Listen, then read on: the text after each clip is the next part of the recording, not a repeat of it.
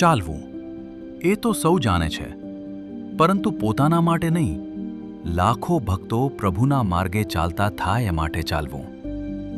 પોતાના સુખ માટે નહીં, અસંખ્ય જીવોના સુખ માટે ચાલવું. પોતાના આરામ માટે નહીં, ભક્તોમાં નિશ્ચિંતતા ને નિર્ભયતા પ્રગટે એના માટે ચાલવું.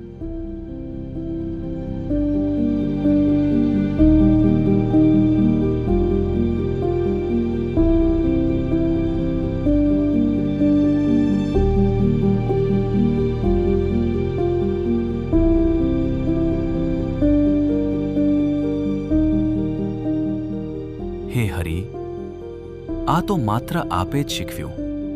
તમારું દરેક પગલું પરાભક્તિનું હતું, દરેક શ્વાસ કરુણાનો હતો, દરેક યાત્રા અસંખ્ય જીવોના કલ્યાણ માટે હતી.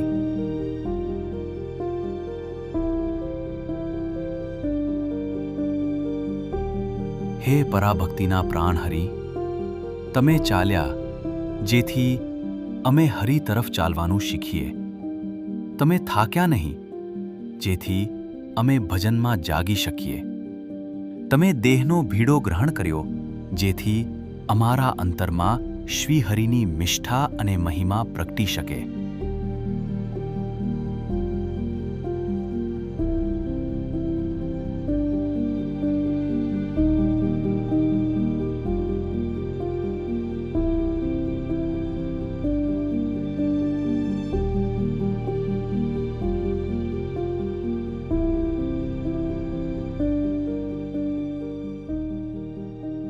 ઉનાળાની આખરી ગરમી અને નિર્જળા ઉપવાસમાં સોખરાથી સાંકરદા સુધીના ઊંડા કોતરો, કાચા રસ્તા એક જ દિવસમાં વારે વારે આવાગમનમાં તમારા દરેક પગલામાં આત્મીયતા અને સુહૃદ ભાવનો સંદેશ હતો. ગૌશાળાની વારંવારની મુલાકાતમાં સાધકોનો અંતરાય દૂર કરી સંપ સુહૃદ ભાવનું સિંચન કરવું હતું. ખેતવાડીની દરેક મુલાકાતમાં સેવકોના સુખ દુઃખની સહભાગિતા હતી.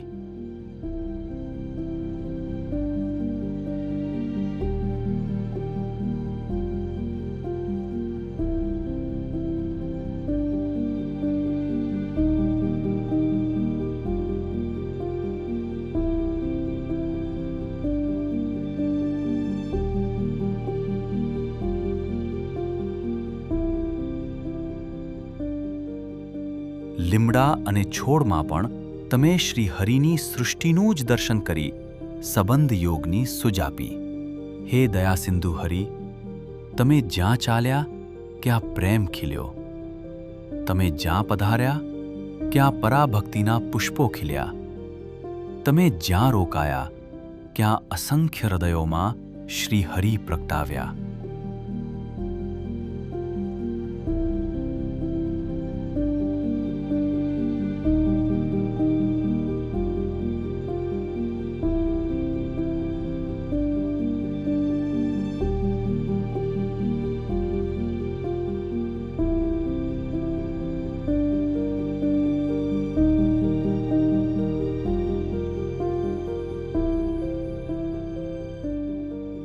શિયાળો, ઉનાળો, વરસાદ, ઋતુઓ અને સમય બદલાતા રહ્યા, સ્થળ બદલાતા રહ્યા, પણ હે કૃપા સ્વરૂપ હરિ, તમારા ચરણો ક્યારેય થંભ્યા નહીં.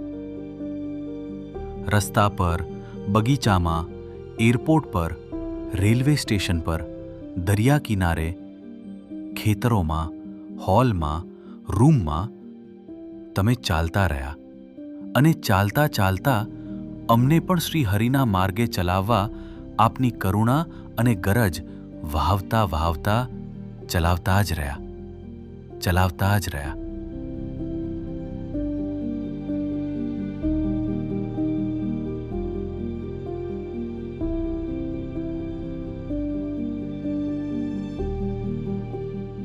હે હરિ, દેહ થાકતો ગયો, પણ આપની ધીરજ ક્યારેય થાકી નહીં.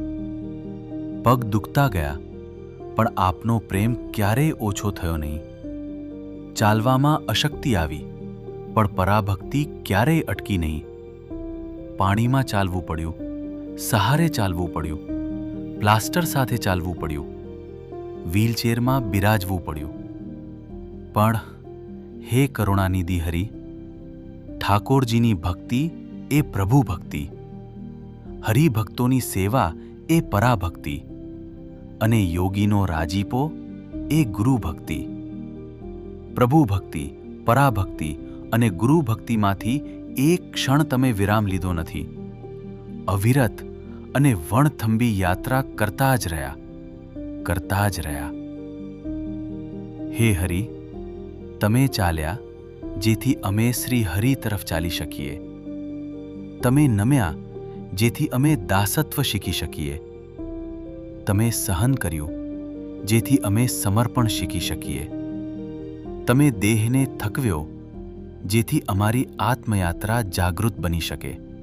આજે અંતરમાંથી એક જ પ્રાર્થના ઉદ્ભવે છે. હે હરિ, જ્યારે અમે ચાલી શકતા નહોતા ત્યારે તમે અમારી આંગળી પકડીને અમને ચલાવ્યા. હવે અમારું એક એક પગલું તમારા ચરણચિહ્નોમાં પડે. અમારો એક એક શ્વાસ તમારા રાજીપા માટે હોય અને અમારું સમગ્ર જીવન તમારા સથવારે ચાલતા ચાલતા જ પૂર્ણ થાય. હે હરિ, તમે ચાલ્યા એટલે માર્ગ મળ્યો. તમે મળ્યા એટલે ગુરુ હરિ મળ્યા. તમે રાજી થયા એટલે જીવન ધન્ય થઈ ગયો, ધન્ય થઈ ગયો.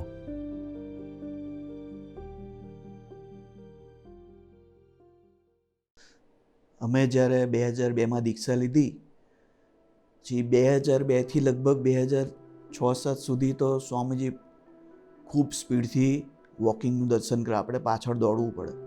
ઘણીવાર સ્વામીજી આખા અનિર્દેશથી આખું યોગી આશ્રમ આખા કેમ્પસમાં વોકિંગ કરવાની સ્મૃતિ આપતા. ઘણીવાર ડેરીએ પ્રદક્ષિણા ફરતા સ્મૃતિ આપે. ઘણીવાર મંદિરે ઉપર જે ખુલ્લી જગ્યા છે ઠાકોરજીની ગર્ભગૃહની ફરતે, ત્યાં આખું વોકિંગની સ્મૃતિ આપતા. ઘણીવાર યોગી આશ્રમની લોબીમાં વોકિંગ કરવા પધારતા. એ લોબીમાં વોકિંગ કરીને પધારીને પછી વોકિંગ બાદ સંતોની રૂમમાં પધારી સંતોને સ્મૃતિનો સુખ આપતા હતા. પછી ઘણીવાર યોગી આશ્રમ અગાસી પર પણ સ્વામીજી વોકિંગ માટે પધારતા હતા.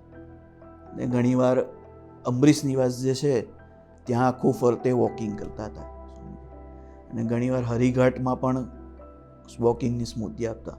આમ અલગ અલગ જગ્યાએ એવો કોઈ ખૂણો ના હોય કે સ્વામીજીએ વોકિંગની સ્મૃતિ ના આપી. અને રાત્રે 12 વાગ્યા હોય, વિચરણમાંથી આવ્યા હોય અને રાત્રે 12-12:30 થઈ ગયા હોય તો પણ એમના વોકિંગનું જો રહી ગયું હોય વિચરણને લીધે તો રાત્રે 12 વાગે પણ વોકિંગ કરી જ લેતા છું.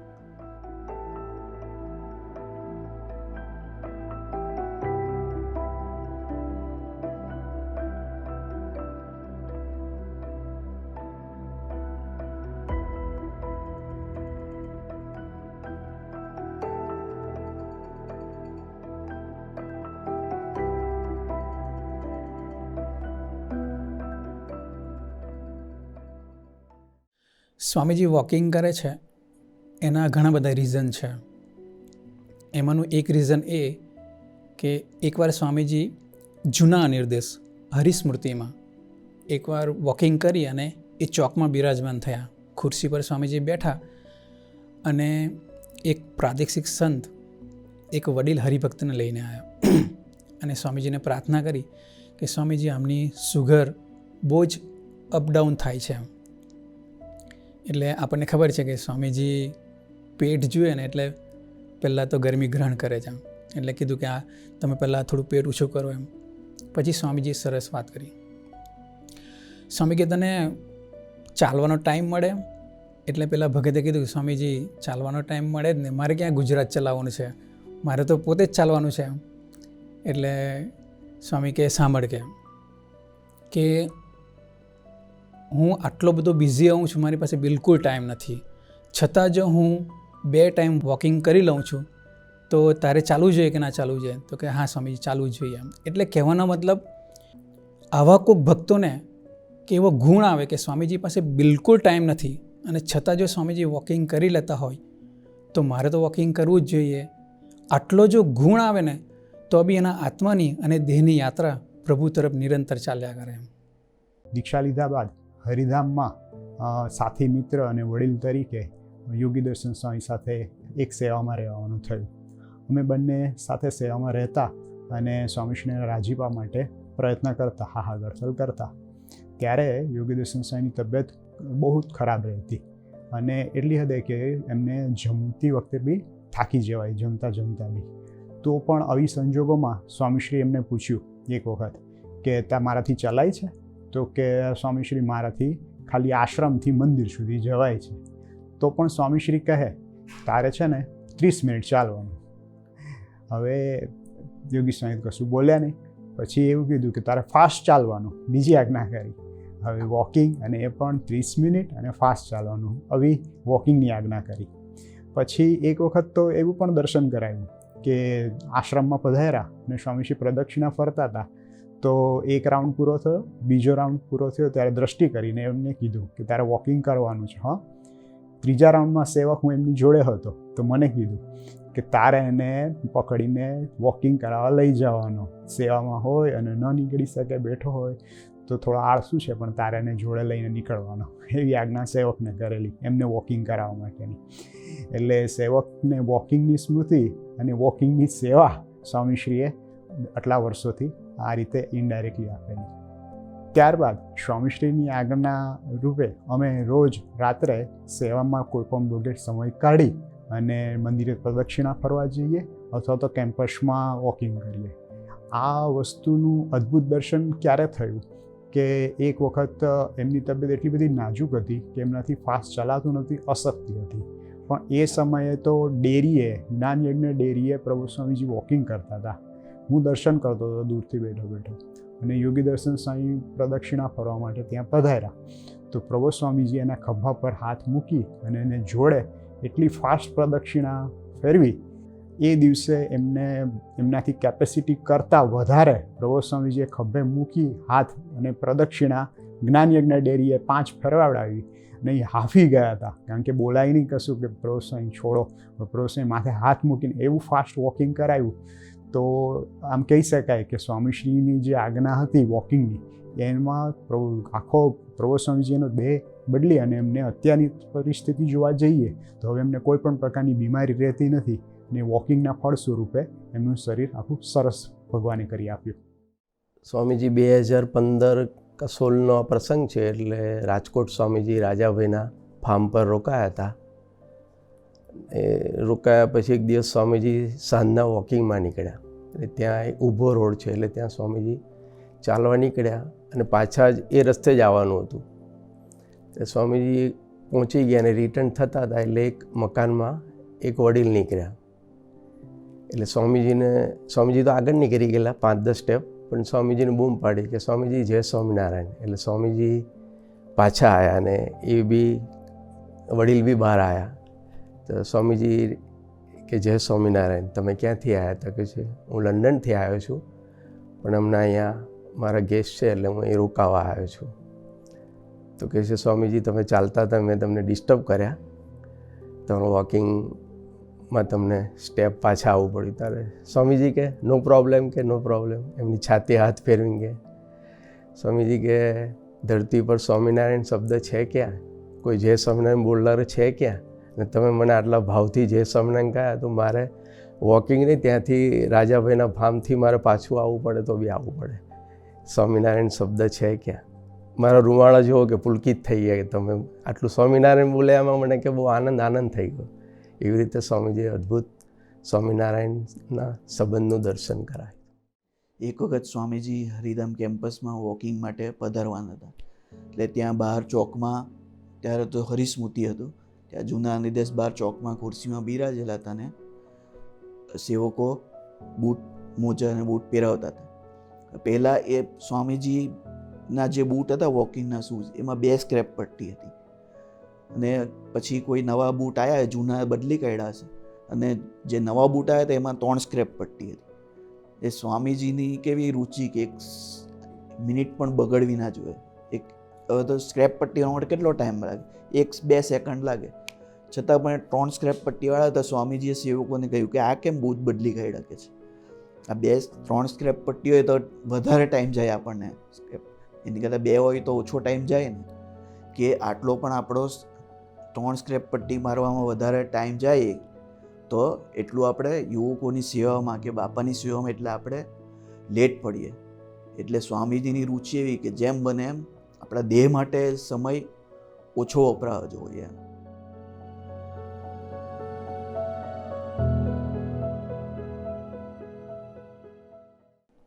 સ્વામીજીનું વોકિંગ તો એક નિમિત્ત છે ભક્તો સુધી પહોંચવાનું. સ્વામીજીનું વોકિંગ એક નિમિત્ત છે ભક્તોની પ્રાર્થના સાંભળવાનું.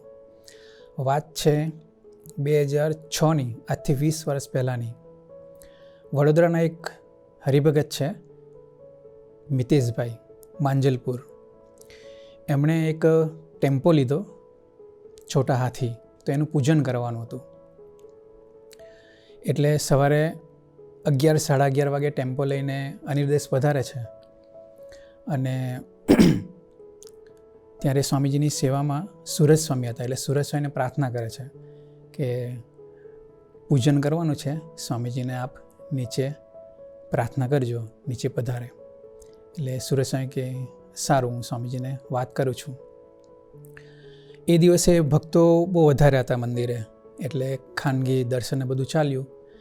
11:30 થયા, 12 થયા, 12:30 થયા.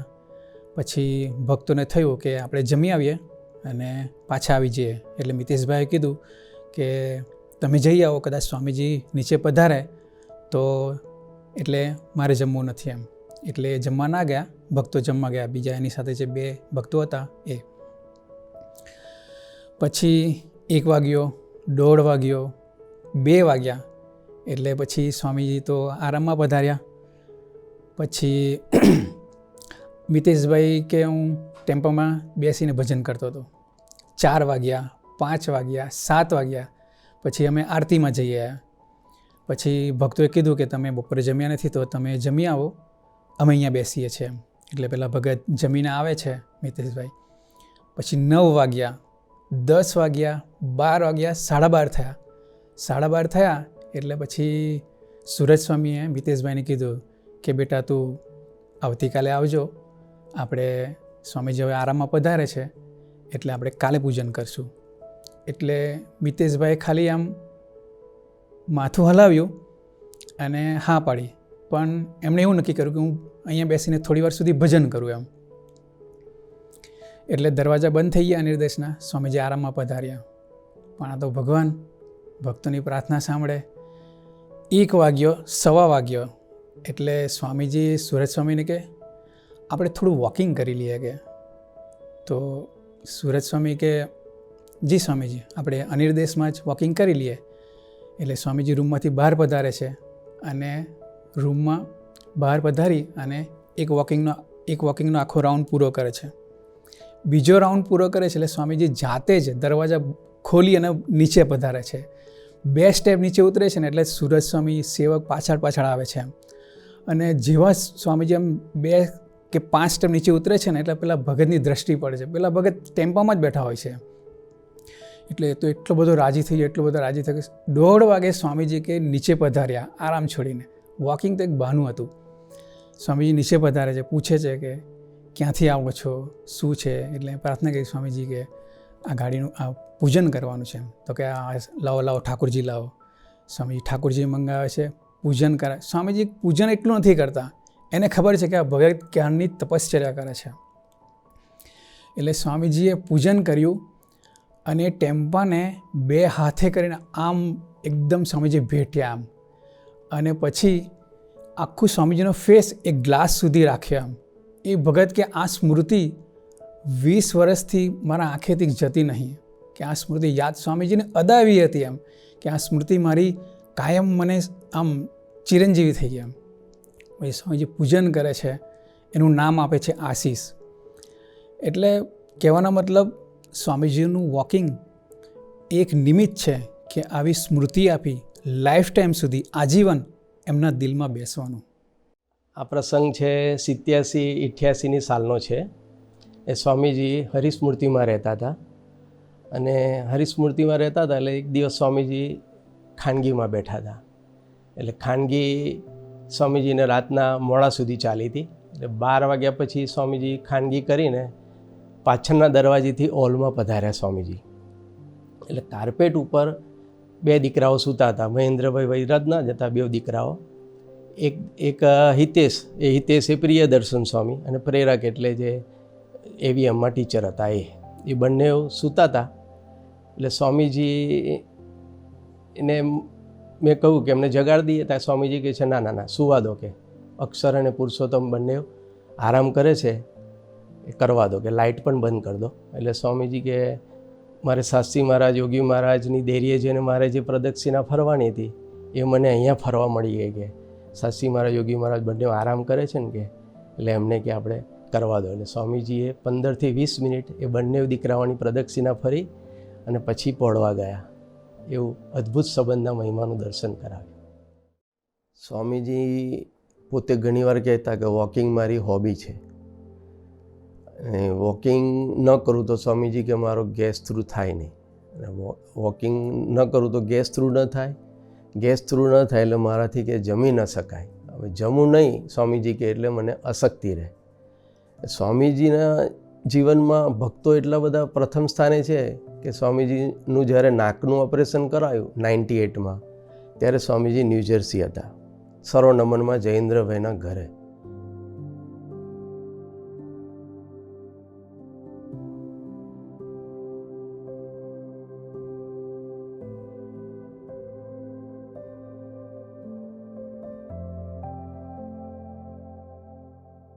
હવે એવામાં સ્વામીજી રજનીભાઈને જોયા. હવે સ્વામીજીને એકચ્યુઅલી નાકના ઓપરેશન પછી ડૉક્ટરોએ એવું કહ્યું હતું કે આપણે બહાર મકાનની રહેવાની 1 વીક સુધી બહાર ન નીકળવાનું, કે નાકના ઓપરેશનને લઈને ઇન્ફેક્શન સ્વામીજી લાગી જાય.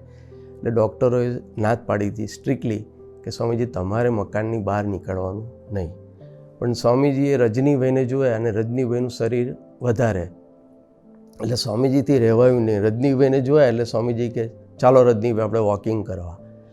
એક બાજુ સ્વામીજીનું બ્લીડિંગ થાય છે, નાક. સ્વામીજી ડૉક્ટરોએ એવું કહ્યું કે સ્વામીજી તમારે મોઢું આવું રાખવાનું, આમ રાખે એટલે અહીંયા બધું બ્લડ બહાર આવે. છતાં પણ અહીંયા પટ્ટી લગાવી હતી, લોહી નીકળે, છતાંય સ્વામીજી રજનીભાઈને માટે વોકિંગ કરવા માટે બહાર 15-20 મિનિટ પધારે. રજનીભાઈ ચાલતા ચાલતા થાકી જાય, હાંફી જાય, તો સ્વામીજી બી એની જોડે ઊભા રહે અને સ્વામીજી એમનું હાઇટ માપે, એમનું વજન મપાવડાવે. એવું બધું જ કરતાં કરતાં આવી નાકના આવી ક્રોનિક બીમારી પરિસ્થિતિ હતી દેહની, છતાંય સ્વામીજીએ ભક્તોને ક્યારેય સાઈડ નથી કર્યા, કે દેહ પોતાનો વહાલો છે એવું નથી રાખ્યું.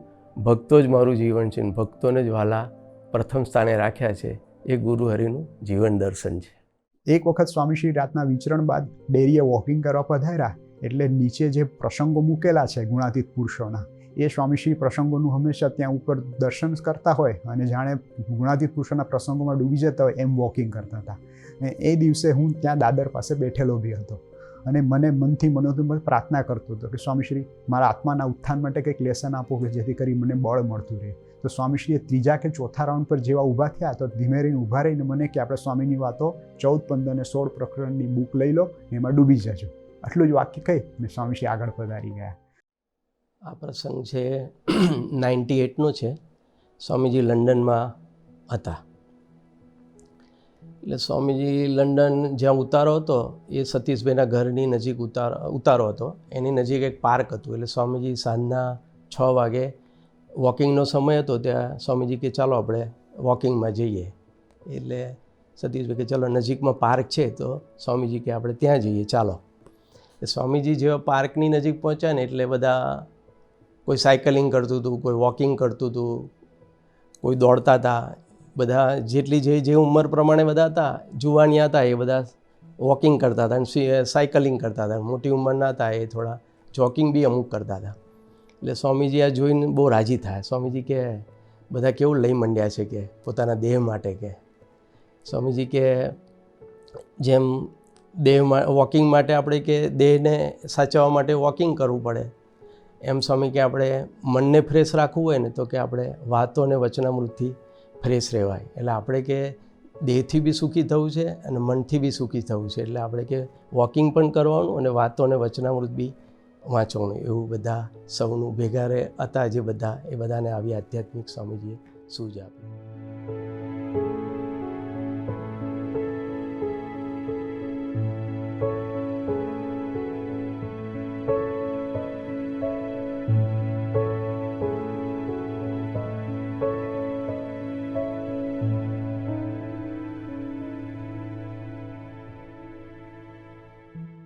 સ્વામીજી કે મારું વોકિંગ તમારા જેવું નહીં. કે સ્વામીજી કે હું વોકિંગ કરું ને તો બે રીતે કરતો. કે એક બાપાની સ્મૃતિમાં ડૂબી જતો, બીજું જુનાગઢથી સ્વામીજી કે ભક્તોના ગુણ વિચારતો સ્વામીજી કે હું બોમ્બે સુધી પહોંચી જાઉં અને ભક્તોના ગુણ સંભાળતો પ્રાર્થના કરું.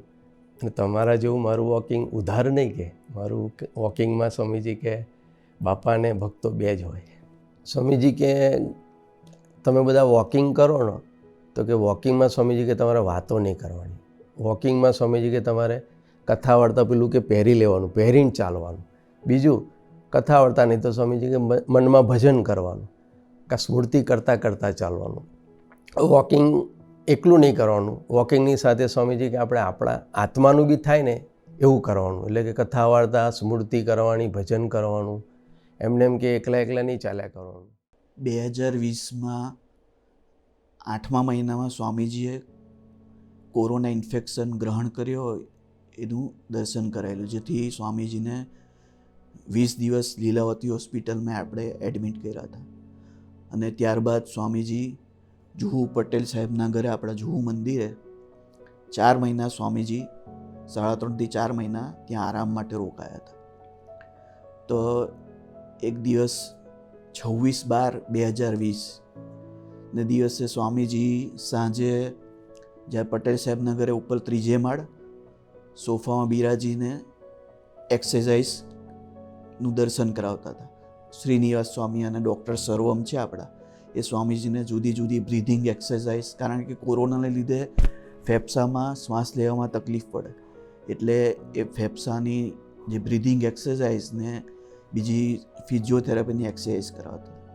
તો એ બ્રીધિંગ એક્સરસાઇઝમાં એકવાર એક ફુગ્ગો ફૂલાવાની એક્સરસાઇઝ ડૉક્ટરે કહી હતી, ડૉક્ટર વાસ સાહેબે, જેનાથી ફેફસામાં ઓક્સિજન સારો મળી રહે.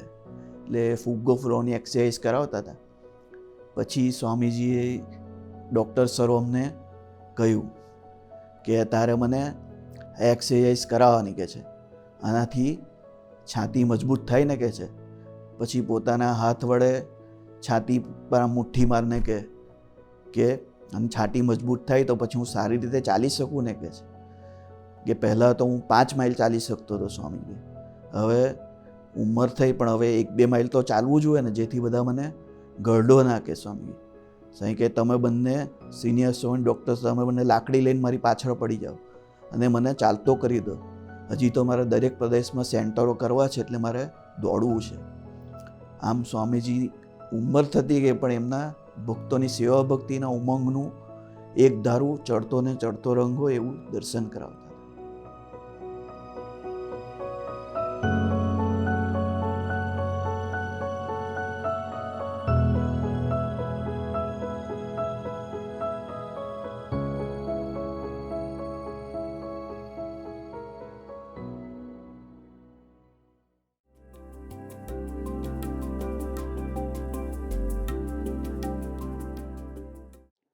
જન્મ્યા કૌશળ દેશ વેશ બટનો લઈ તીર્થમાં પહેરા, રામાનંદ મળ્યા સ્વધર્મ ચલયો, યજ્ઞાદિ મોટા કર્યા, મોટા ધામ રચાર્યા, ગઢપુરે 2 દેશ ગાદી કરી, અંતર ધ્યાન થયા લીલા હરિતણી, સંક્ષેપ્તમાં ઉચરી.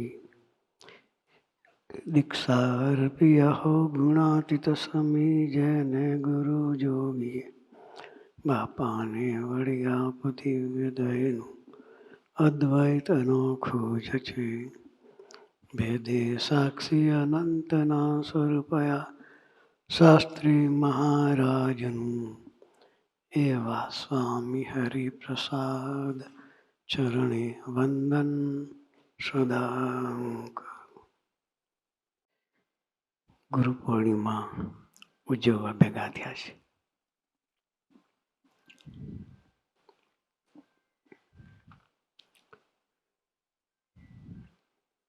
ગુરુનો મહિમા કેટલો?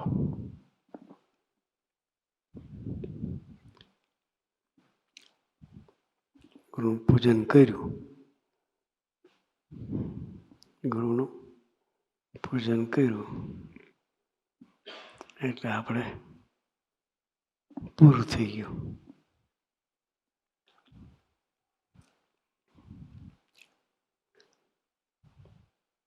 એ મહિમા નથી.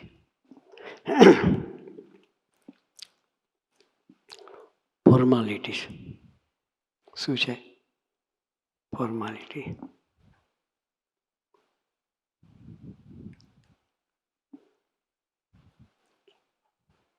એ ફોર્માલિટીમાંથી નેચરલિટીમાં જવું છે. શેમાં જવું છે? પૂજન કરવું ન કરવું નહીં,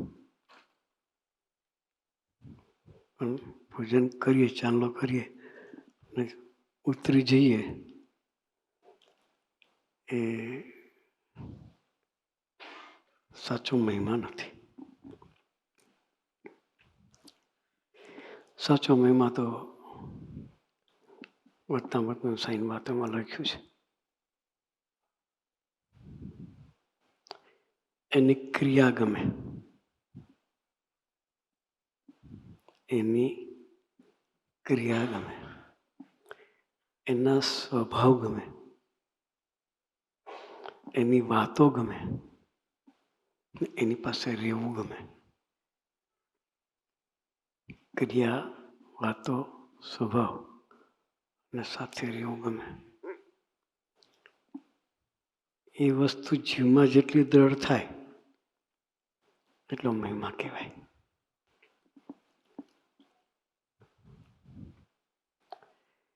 સાથે રહેતા પણ સ્વભાવ ન ગમે. હમણાં દીકરાઓ પ્રાર્થના લઈને આવ્યા હતા. 5 ઘાટી,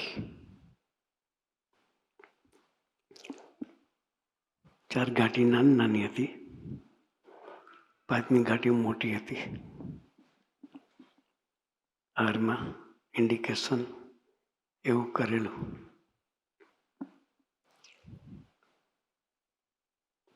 એથી ભેગા રહીને મહિમા સમજવું. ભેગા રહીને મહિમા સમજો 5મી ઘાટી છે. આ વસ્તુનો ખ્યાલ આ દીકરાઓને આવ્યો. વસ્તુ નાની નથી હો, અઘરી છે. છતાં સંકલ્પ છે કે અરસપરસ મહિમા સમજીને ખોવાઈ જવું છે. એ મહિમા તો જ સમજાશે. પેલા સ્વામીજીનો મહિમા જીવમાં હશે તો એનો મહિમા આપણા જીવમાં હશે તો આ બધાનો સમજાશે. કે મહિમા સમજવા 5મી ઘાટી છે. એટલે આપણે પેલો એના મહિમા માટે પૂછે. એની એક એક ક્રિયા દિવ્ય. એની સ્વામીજીની એક એક ક્રિયા દિવ્ય. સ્વામીજી માનવીને જીવતા હતા. બાપા સાથે સંબંધ સ્વામીજી એવો કરીને જીવતા હતા. એક એક ક્રિયા દિવ્ય માનવીને સ્વામી જીવતા હતા. એનું હલનચલન બી દિવ્ય. ચાલતા હોય દિવ્ય. આપણે ચાલીએ ને એની ચાલ એમાં ફેર છે. સ્વામીજી ચાલે, કેટલાના સાક્ષી ભેદી કાઢે. શું કરે? સ્વામીજી ચાલમાં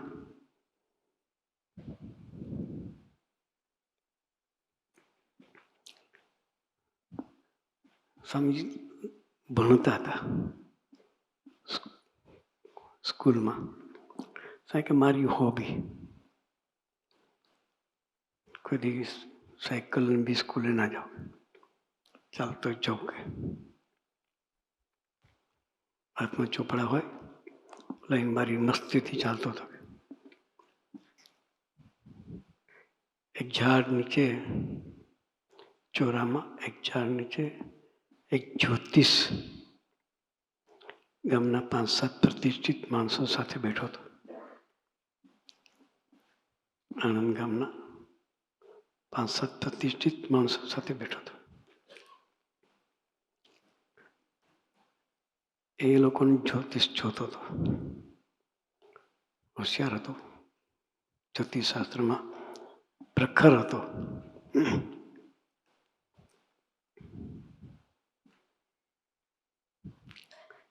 એટલે ત્યાંથી સ્વામીજી પસાર થયા. ખાલી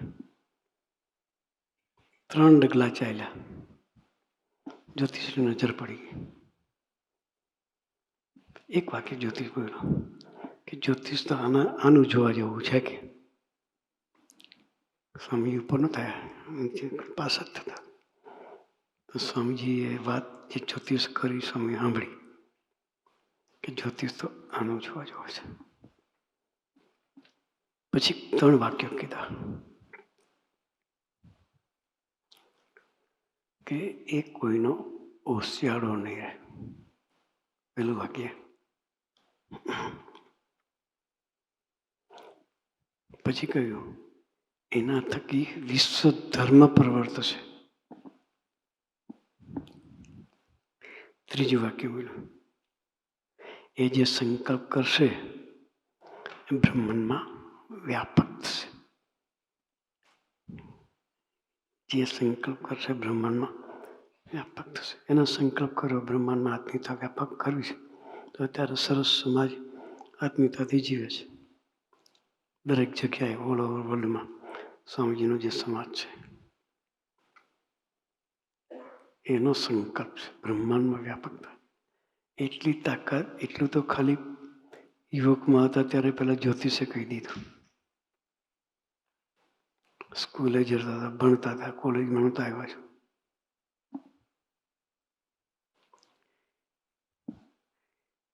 એની ચાલ એવી પ્રભાવશાળી. એક દિવસ સ્વામીજી કંડારી ગામમાં પધરામણી કરતા હતા. આજે ચાલનું દર્શન કરીએ. એની ચાલમાં કેવું પ્રભુત્વ હતું એનું.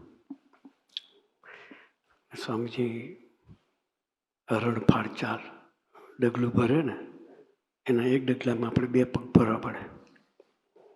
આપણે દોડીએ ને એ ચાલે, હરખું થઈ રહે. મારા જેવા ટૂંકા પણ નાના માણસો હોય ને દોડવું જ પડે. સ્વામીની સાથે ચાલુ હોય તો અમારે અડી મૂકવી પડે. એટલે સ્વામીજી પધરામણી કરતા હતા. નારાયણનું લશ્કર પાછળ, સ્વામીજી આગળ. કાશી કાકા પોતાના ઘરના બારી આગળ બેઠા હતા. એ બારી રોડ ઉપર પડતી હતી. ઉપરથી જોતા હતા. આમ રાજાથી રાજ ચાલ જોઈ એટલે કાશી કાકા પાછા વતના પગી, જ્ઞાની. પ્રગટની ઉપાસના નહોતી પણ વચનામૃત થરો સમજીને બેઠેલા. સાધુ કોને કહેવાય, ભગવાનનું અસ્તિત્વ કેવું હોય એ બધી એને ખબર. એટલે એને ચાલ જોઈએ તો તરત જ કહ્યું કે આ માણસની ચાલ નથી, આ સામાન્ય સાધુની ચાલ નથી. ભગવાનનું ભવ્ય સ્વરૂપ હોય એની ચાલ આવી હોય. પ્રગટના નહોતા માનતા પણ ચાલ જોઈને સાક્ષી ભેદાઈ ગયો. બારીથી સીધા જ પગથિયા ઉતરી નીચે આવ્યા. સ્વામીજી ઘર આગળ પુસ્તક સ્વામી મારે કે પધરામણી કરશો? નવરાજ છીએ. આપણા મહારાજ ભક્તોને શોધવા માટે નીકળતા જ હોય એમ, એટલે એની ચાલથી એને ખેંચી લીધા, પધરામણી કરી. પછી મરતા સુધી સ્વામીની સેવા કરી. ધામમાં પણ હરિધામમાં ગયા. એની એવી પ્રભાવશાળી ચાલ. એનું વોકિંગ ભક્તોના મનોરથ પૂરા કરવા માટેનો હોય.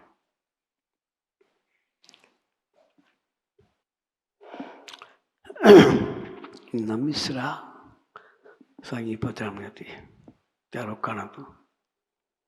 એટલે રાતે સભા પછી સાંજે આપણે વોકિંગ કરવા જઈએ 11 વાગ્યા પછી. એ સ્વામીનું વોકિંગ 15, 20, 25 મિનિટ ન હોય.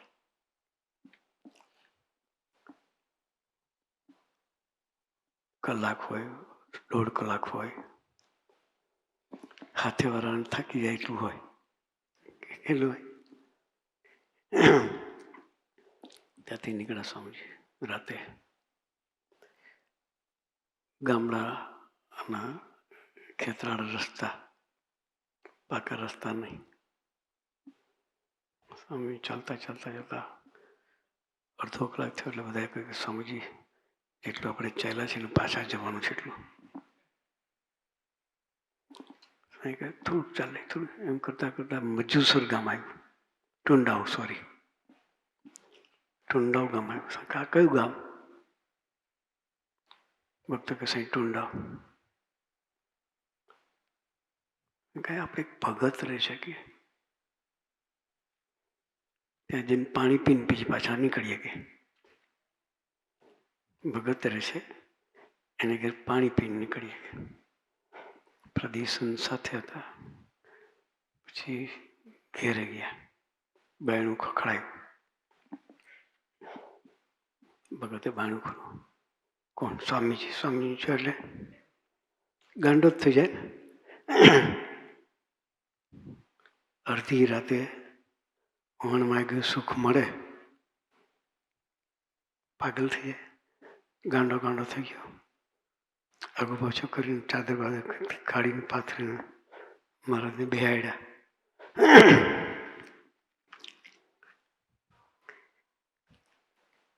અમે કે ઠંડુ પાણી પીવું છું. કે ફ્રીજનું ઠંડુ પાણી હોય તો આપો. ગામડું ગામ સાથે વાર પ્રદેશ બીજા કે અહીં કદી ફ્રીજનું પાણી મળવાનું. એ ઘેરે નવું જ ફ્રીજ આવેલું. અને ડોસી સંકલ્પ કરીને બેઠી હતી કે આ ફ્રીજનું પાણી સ્વામીજી ન પીએ તો સુધી ફ્રીજ આપણા ઉપયોગમાં નહીં કરવાનું. રાતે 12 વાગ્યાનું પાણી પી સંકલ્પ પૂરો કરીને પછી નીકળ્યા. એનું વોકિંગ પોતા માટે, પોતાના દેહના પેલા માટે નથી હોતું, ભક્તોના મનોરથ પૂરા કરવા માટે હોય છે. એનું વોકિંગ આત્માનો સહારો બને. ઘણી વખત આપણે જોયું છે, નાના ભૂલકા હોય તો આંગળી પકડીને ચલાવે, સાથે સાથે લઈ જાય. અને કોઈ ઘરડા હોય ચાલવાની તકલીફ, પોતાનો હાથ આપણને ટેકો આપે, એનો સહારો બન્યા. એનું વોકિંગ એ ભક્તોની ભક્તિ હતી.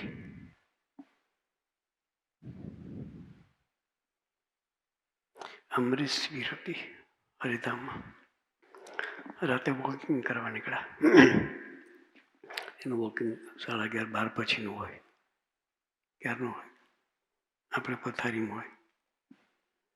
એટલે વોકિંગ કરવા નીકળ્યા. એટલે સંતો કોઠારી બાપાને બધા હતા. એટલે સ્વામીજી ચાલતા હતા. કે સ્વામી આમથી ચાલો, હવે જો ખાડા છે. પછી ચાલતા ચાલતા ખાડો જોયો સ્વામી. કોઠારી સ્વામી આ ખાડો છે, કાલે અમૃત શિબિર છે કે ભક્તો આવશે કે કથા વાર્તા સાંભળશે, મનન ચિંતન કરતા કરતા ચાલશે, ખાડો દેખાશે નહીં કે શું કે આપણે કઈ રીતે ચાલતા હોય તો આપણને જ ખબર છે. આપણે કઈ રીતે ચાલતા હોય, કેટલું મનન ચિંતન કરતા હોય તો આપણને જ ખબર છે. સાંઈ શું કે ભક્તો આવશે, કથા વાર્તા સાંભળશે, મનન ચિંતન કરતા કરતા ચાલશે ને ખાડામાં પગ પડશે એના કરતાં આપણે ખાડો પુરાઈ દઈએ તો આપણી સેવા થઈ જાય કે એનું અનુસંધાન ભક્તિ હતું. આપણે પાસે દિવ્ય ભાવ હતો, નિરંતર આપણા માટે દિવ્ય ભાવથી જોતા હતા. ભક્તિ બાપા બેઠા છે. પારસીપરી મંદિરે સ્વામીજી મંદિરમાં પ્રદક્ષિણા કરે. ભક્તિ સંઘ સાથે સ્વામી સાથે પ્રદક્ષિણામાં હોય. ભક્તિ સંઘ પ્રદક્ષિણા કરતા હતા. સ્વામીજી ભક્તિ સંઘ ચાલ જોવે. ભક્તિ સંઘ ઉભા રાખ્યો. આપણે ચાલીએ ને તો પેલા પાણી હોય ને એ પાણી મૂકવાની, પછી પંજો મૂકવાનો. પેલી પાણી મૂકવાની, પછી પંજો મૂકવાનો. ચાલતા બી શીખવાડે. કોઠાર સ્વામી ભજનમાં ગયું છે, તો મને ચાલતા શીખવાડે, બોલતા શીખવાડે, ખાતા શીખવાડે, જોતા શીખવાડે. એ ભજન કોઠાર સ્વામી સ્પેશિયલ સ્વામીજી માટે સ્વામીજીનું જીવન જોઈને બનાવેલું. એક વખત સ્વામીજી વોકિંગ માટે નીકળ્યા અને યોગી આશ્રમ સેકન્ડ ફ્લોર પર સ્વામી વોકિંગ કરવા જાય. તો નીચે સેવા ચાલતી હતી, સંતો સેવકો બધા બેઠા હતા. સ્વામીજી ત્યાંથી નીકળ્યા, ઉપર વોકિંગ કરી નીચે આવતા હતા. તો બૂટ એટલા બધા અનઇવન પડેલા, એટલે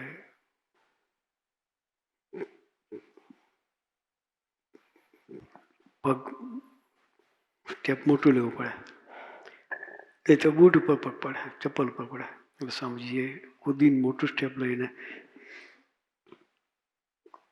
ચપ્પલ ક્રોસ કર્યા. એટલે કોઈ કે સ્વામીજી આટલું મોટું સ્ટેપ થાય કે ભક્તોના ચપ્પલ પર પગ ના મુકાય નહીં.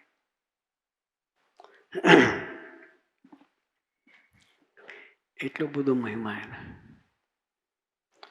એનું વોકિંગ એ સ્મૃતિનો ખજાનો હતો. શું હતો? જેને વોકિંગ કરવાની તક મળી છે સાથે એ હજુ ભૂલ્યા નથી. એક વખત સ્વામીજી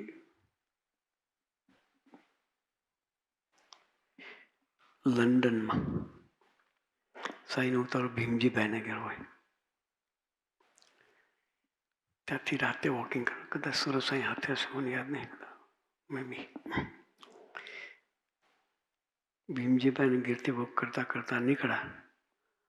SG 249 એમના ઘર સુધી લગભગ બહુ નહીં હોય, 11 કિલોમીટર છે કદાચ. કેટલું?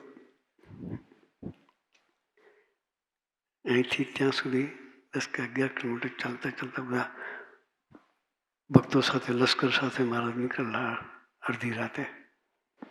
ત્યાં જઈને પછી ત્યાંથી પાછા ગાડીમાં આવ્યા, પણ 11 કિલોમીટર સ્વામીજી ચાલતા ત્યાં ગયેલા. એટલે ભક્તો માટે એ સ્મૃતિનો ખજાનો છે. 84ની સાલમાં 4 મે ઉજવ્યા પછી સ્વામીજી ધોળકા ગયેલા. કદાચ આણંદમાં જન્મ જયંતિ ઉજવેલી, ગોલ્ડન જ્યુબિલી સ્વામીજીની 84માં. એ ઉજવીને સ્વામીજી ધોળકા રોકાયેલા. રાતે વોકિંગ કરવા નીકળ્યા. ધોળકાથી કોટના રસ્તા પર ચાલતા ચાલતા નીકળ્યા હતા. એટલું ચાલ્યા એટલું હું થાકી ગયો. હું પછી મેં કહ્યું કે આ સ્વામીજી આગળ જા કરે છે, એ પાછું એટલું રિટર્ન થવાનું છે, પછી મેં બુદ્ધિ વાપરી. મેં સ્વામી કહ્યું કે સ્વામીજી પાછા જઈએ, ના થોડુંક સુધી જઈએ. અને હું આગળથી નેક્સ્ટ માઇલસ્ટોન પર બેસી ગયો. આગળ જઈને માઇલસ્ટોન પર બેસી ગયો એટલે સ્વામીજી જોઈ હસી પડ્યા, ત્યાંથી પાછા પડ્યા. એ સ્મૃતિનો ખજાના સ્વરૂપે સ્વામીજી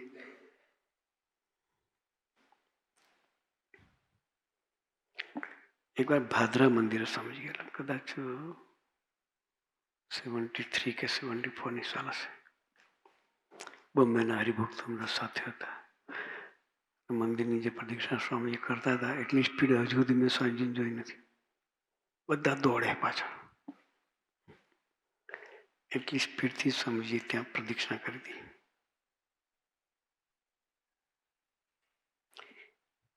એનું વોકિંગ એક કલ્યાણની યાત્રા હતી. શું હતી? કલ્યાણની યાત્રા હતી. એક વખત સ્વામીજી કેનેડામાં જ કદાચ વોકિંગ કરતા હતા. આપણા વડીલ હરિભક્તોમાંથી કોક હતો, કદાચ જેપી ભાઈ જશે, એક્ઝેક્ટ યાદ નથી. ચાલતા હતા અને પેલી બાળ હોય એને હાથ અડાડીને ચાલતા હશે. લાગે રેવા દે, હાથલી લાગે, આ બધાનું કલ્યાણ મારે કરવું પડશે કે તું જેટલા હાથ અડાડશે એટલે જૂનું કલ્યાણ મારે કરવું પડશે. કેનેડાની સ્મૃતિ સ્વામીજીને.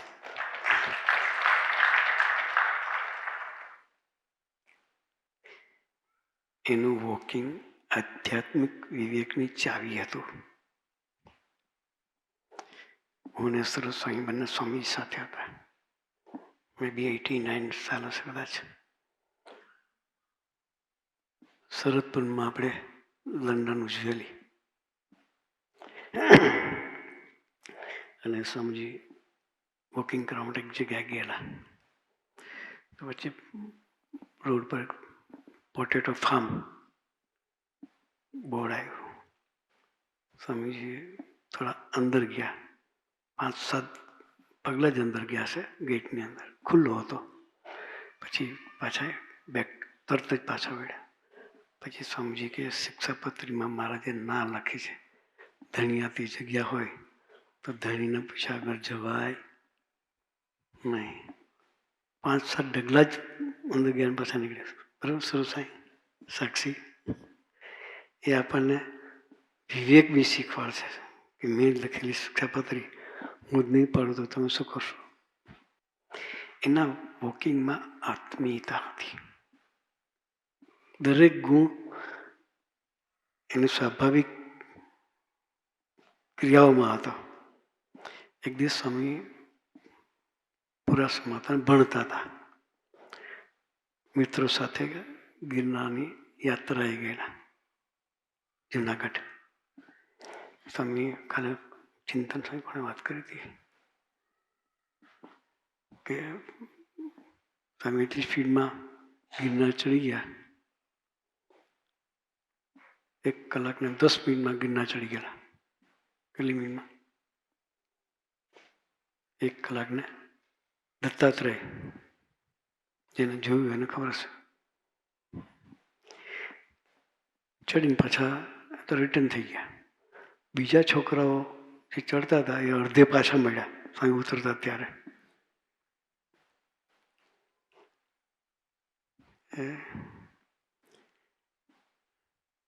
એક સ્વામીજીનો મિત્ર, સ્વામીજી તો ફટફટ ઉતરી ગયા. એક એનો મિત્ર પાછળ પડી ગયેલો, એને સ્વામીજી દેખાય નહીં. એટલે એના માટે પાછળ છે હજુ પ્રભુદાસ. એટલે એ વચ્ચે કોઈ જગ્યાએ બેસી રહેલો અને પેલો સાહેબે મને ઉતરતા કે પ્રભુદાસ તો તારો મિત્ર કે પ્રભુદાસ નીચે છે. એક ટીચર નીચેથી ઉપર નહોતા ચડ્યા. એને જોયું. પ્રભુદાસ કે તારો મિત્ર તું અહીંયા આવી ગયો, તારો મિત્ર તને ત્યાં શોધીશ કે. ઉપર. સ્વામીને ખબર કે જો હું જાઉં તો નહીં જાઉં ત્યાં સુધી એ રેડા કરશે કે ઉપરનો ઉપર. ફરી પાછા ચડ્યા. પોતાના મિત્ર માટે ફરી ગિરનાર ચડ્યા. આપણે ના ચડ્યા, આવશે, થાકી જશે એટલે. એને જોયો, એને મળ્યા, હાથે લઈને પછી ઉતર્યા. એનો શ્રદ્ધાવ હતો. એક જ ગુણ બધા એક જ ક્રિયા બધા ગુણોનું દર્શન કરાવે.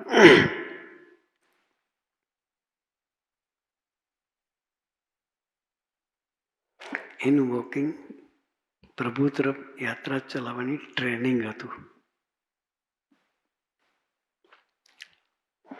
કારણ કે વોકિંગમાં ખાલી ચાલ નહીં કરવાનું.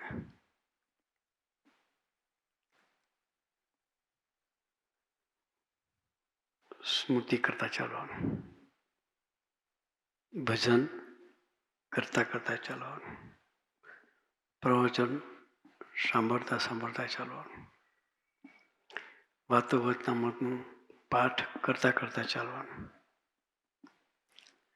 પછી સાંઈ કે હું વોકિંગ કરું, તમારે જો ઉદ્ધાર વોકિંગ ના હોય કે બાપાની સ્મૃતિ કરતા વોકિંગ કરું કે ભક્તોના ગુણો વિચારતા વોકિંગ કરો કે શું કે મારું વોકિંગ તમારે જેવો ઉદ્ધાર ના હોય. એટલે આપણને શીખવાડે આધ્યાત્મિકતાની ચાવી. એટલે સ્વામીજીના જીવનમાં ખરેખર ડૂબીએ તો આ તો એક જ ક્રિયા થઈ એની. દરેક ક્રિયા પરને અર્થે છે. દરેક ક્રિયા કલ્યાણકારી છે. દરેક ક્રિયા આત્માને ભગવાન તરફ દોરનારી છે. તો એમના એ ગુણો છે, એમનું એ દર્શન છે. આ ગુરુ પૂર્ણિમા નિમિત્તે આપણે એટલો સંકલ્પ કરીએ કે તારી એક ક્રિયા એને સમજીને સ્વાધ્યાય કરી તારા તરફ યાત્રા કરતા રહીએ. એ કરવા માટે આજના શુભ ગુરુ પૂર્ણિમાના પર્વ નિમિત્તે ગુરુએ આપણને સૌને બળબુદ્ધિને શક્તિ આપે, એ જ પ્રાર્થના સહજાનંદ સ્વામી મહારાજ.